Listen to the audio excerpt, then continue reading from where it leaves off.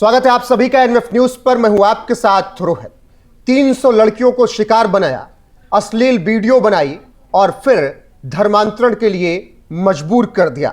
इसके अलावा इन लड़कियों को देह व्यापार में डालने के लिए पूरा दम लगा दिया गया। यह सब कुछ हुआ उत्तर प्रदेश के बस्ती जिले में, जहां का खौफनाक धर्मांतरण कांड आपकी रूह कंपा देगा। और यह करने वाला कौन? प्रिंस, जिसे गिरफ्तार कर लिया गया मुंबई के बांद्रा से। अब आप सोच रहे होंगे कि प्रिंस ने इतना बड़ा कांड कैसे कर दिया, तो नाम सुनिए प्रिंस का असली, अजफरुल हक, जिसे AIMIM का नेता बताया जा रहा है।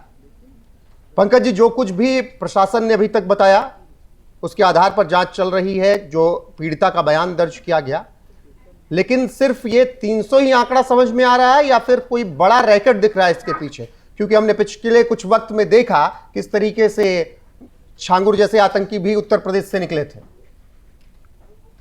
आपने सिर्फ अजफरुल हक का नाम लिया, इसके साथ 8 और लोग अरेस्ट हुए हैं। अजफरुल हक का पूरा परिवार उसका साथ देता था कि हिंदू लड़कियों को तुम फंसाओ और धर्मांतरण करवाओ। बिल्कुल बिल्कुल। 7 लोग और हैं, 8वां अजफरुल हक है। अब ये काम कैसे करता था, बड़ा इंटरेस्टिंग है। वो जो अजमेर फाइल्स जो आपने देखी है ना, सबसे पहले इसने एक लड़की को फंसाया, उसके साथ संबंध बनाते समय वीडियो बना लिया और वीडियो बना के ब्लैकमेल करने लगा। कहा कि तुम अपने दोस्त को भी लाओ वरना ये वीडियो सार्वजनिक कर दूंगा। उसकी दोस्त आई, उसका भी बना लिया।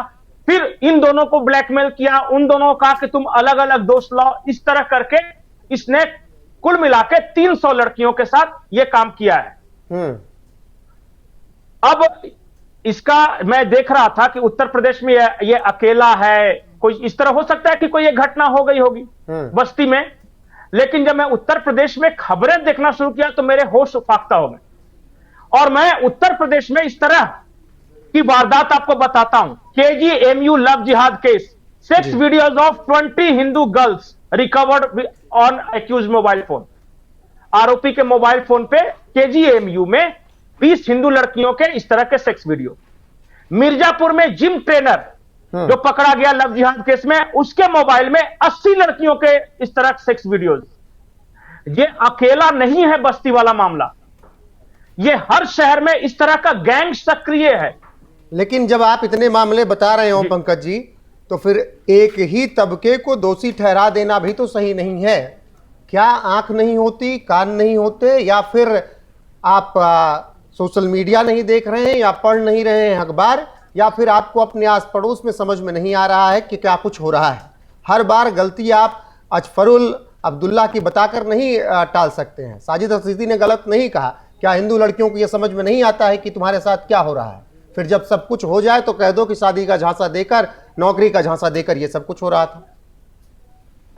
बिल्कुल सही बात आपने कही।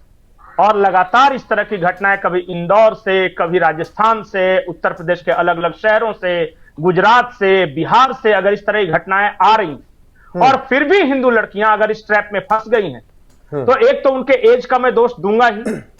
दूसरी बड़ी बात, इसकी वजह, सबसे बड़ी वजह है कि हमें सेकुलरिज्म का ऐसा अफीम चटाया गया है। समझ में आता है, एज वाला फैक्टर समझ में नहीं आता है कि एज कम थी, इसलिए आप 28, 30, 25, 32 साल भी देखेंगे तो वही हाल होगा। और अगर आप समझाएंगे तो कहा जाएगा कि नहीं बस दोस्ती है, ज्ञान मत दो, मुझे पता है। नहीं, मेरा वाला अब्दुल वैसा नहीं है। इसमें पता है, हमारे देश में सिस्टमेटिकली सिनेमा के जरिए या इतिहास के किताबों के जरिए ऐसा सेकुलरिज्म की अफीम चटाई गई है कि आज भी हिंदू समाज मदहोश होकर घूम रहा है। उसको समझ में नहीं आ रहा है कि उसके साथ क्या हो रहा है। जब तक खुद के घर पर वो नहीं बीतती तब तक लोगों को लगता है कि ये फेक है। जब तक खुद की बेटी के साथ, खुद की बहू के साथ जब इस तरह की कोई दुर्घटना नहीं होती, तब तक लगता रहता है कि ये सब तो ऐसे ही मीडिया वाले तो हल्ला करते रहते हैं। भैया, हम रजिस्टर्ड केसेस के बारे में बता रहे हैं। ऐसे न जाने कितने केसेस हुए होंगे जिसमें बदनामी के डर से FIR दर्ज नहीं कराई गई होगी। न जाने ऐसे कितने केसेस होंगे जो लड़की ने सुसाइड कर लिया होगा लेकिन किसी को बताया नहीं होगा। न जाने ऐसे कितने केसेस होंगे कि साथ भाग गए होंगे, नहीं होते थे। बिल्कुल। तो जितना, मैं तो सिर्फ उन केसेस की बात कर रहा हूं जो कि बाकायदा दर्ज कराई गई हैं और मीडिया में बकायदा पब्लिश हो चुकी हैं। जब उनमें से सिर्फ 3 जिलों को मिला के मेरे जैसा आदमी अगर 150-200 केसेस इस तरह देख सकता है, तो आप बताइए कि पूरे उत्तर प्रदेश में कितना हो सकता है। लेकिन डर नहीं लगता, क्योंकि हमें आज भी विश्वास है कि हम जाति के नाम पे तो एक दूसरे के साथ मारकाट कर लेंगे, लेकिन अपने घर की इज्जत, अपने घर की आबरू बचाने के लिए बिल्कुल कुछ नहीं करना है। जी ये बिल्कुल, हमारी फितरत है। अच्छा, इस पूरे मामले में ये निकलकर सामने आया कि तुरंत कप्तान का तबादला करवा दिया गया। थोड़ा ये सबसे क्या होगा, हीला हवाली समझ में आई कि कप्तान ने बहुत ज्यादा ध्यान नहीं दिया, तो उसका तबादला नहीं, करवाया गया। योगी सरकार की तरफ से एक्शन हुआ। लेकिन अगर ये जो AIMIM का कनेक्शन जुड़ रहा है इससे, अजफरुल हक, नाम भी इतना टफ है कि पता नहीं कैसे रख रखा है, क्या कहते हैं, ये AIMIM वाला कनेक्शन इसका क्या है? ये आप खुश हो सकते हैं कि चलिए एक नेता का नाम आ गया AIMIM, तो बड़ा अच्छा हो गया, मसाला मिल गया। अगर वो AIMIM का ना होता और इस तरह की हरकतें कर रहा होता तो इस खबर का महत्व कम हो जाता क्या? आप बताइए, इस खबर का वैल्यू कम जाता? ये अपने ईगो को सेटिस्फाइड क्यों करना यार, जब पता है कि सारे लोग खूंखार भेड़िए की तरह शिकार करने निकले हुए हैं, तो आप क्यों चुनते हो कि वो समाजवादी पार्टी का है या AIMIM का है या BSP का है? क्या फर्क पड़ता है? वो किसी का भी हो, फितरत एक ही है, वो एक ही काम करने निकला है। मस्जिद से उसे उतने ही पैसे मिलते हैं। आपको मैं बता दूं, झारखंड की एक DIG थी, कोई कौर था नाम, उन्होंने बकायदा एक पूरा डॉक्यूमेंट तैयार किया था कि जब पहली बार लड़की को फंसाओ तो बाइक पे घुमाने के लिए 21,000 रुपए, शादी करने के लिए 2 लाख रुपए, ये 2011 में लिखे गई है वो।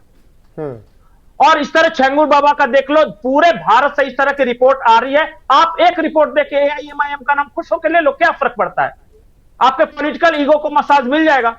मैं ये इतना वही कह वाला रहा हूं कि इलाका है पूरा का बस्ती, पूरा पंकज जी, देश भर में ये वही वाला इलाका है जहां पर पिछले कुछ वक्त में बस्ती, बहराइच तो मान लीजिए कि अब मुस्लिम बाहुल आधा से ज्यादा हो चुका है। बस्ती, बहराइच, और फिर आप उधर चले जाइए, गोंडा निकल जाइए, फिर बहराइच से होते हुए नेपाल बॉर्डर चले जाइए, वो पूरा इलाका जहां पर अवैध मजार, मदरसे, मंदिर, जहां पर सबसे ज्यादा मदरसों पर कार्रवाई हुई, ये वही वाला इलाका है। तो क्या इसमें आपको ये भी दिख रहा है कि कुछ या कुछ अभी तक खबरें ऐसी हैं कि किसी पूरी गैंग रही हो एक? नहीं, पूरा, मैं तो बोल रहा हूं पूरे देश में कोऑर्डिनेटेड चल रहा है। आप सिर्फ 2-4 जिलों की बात कर रहे हैं, पूरे देश में। आपको अगर यकीन ना हो तो भेष बदलकर, कभी अपनी पहचान छुपाकर, कभी बीच में बैठ के देख लीजिए कि इस देश के हर जामा मस्जिद में किस तरह की बातें हो रही है, इस देश के हर छोटे बड़े मस्जिद में किस तरह की बातें हो रही है। कैसे नाम छुपाकर, हाथ में कलावा पहनाकर, एक रिलीजन न्यूट्रल नाम जैसे प्रिंस, बंटी, गुड्डू, पप्पू, इस तरह का नाम लेकर आपको हर कॉलेज के सामने खड़े इस तरह के शोहदे मिल जाएंगे, जो बाल को रंग कर, परफ्यूम छिड़क कर वो खड़े रहते हैं। बस उनको मौका चाहिए अकेलेपन का। वो जरा भी कमजोर अगर, क्योंकि देखिए मैं तो बार बार शुरू किया एज फैक्टर से, अगर अकेली लड़की जा रही है तो उसे परेशान करेंगे। अगर लड़की सोचेगी कि मेरे पिताजी तो शरीफ हैं, बेचारे डर जाएंगे, तो वो फिर डरने लगती है, और डर से शुरू होता है। ये प्यार नहीं है, ये डरा कर, धमका कर किसी तरह करना है। और मैं बार बार बोलता हूं, इसके लिए एक ही उपाय है, हर कोचिंग संस्थान के सामने, हर कॉलेज के सामने इस तरह एंटी मजनू स्क्वाड बनाया जाए, और इस तरह लफंगों को बिल्कुल कॉन्ट्रैक्ट में नहीं आने दिया जाए।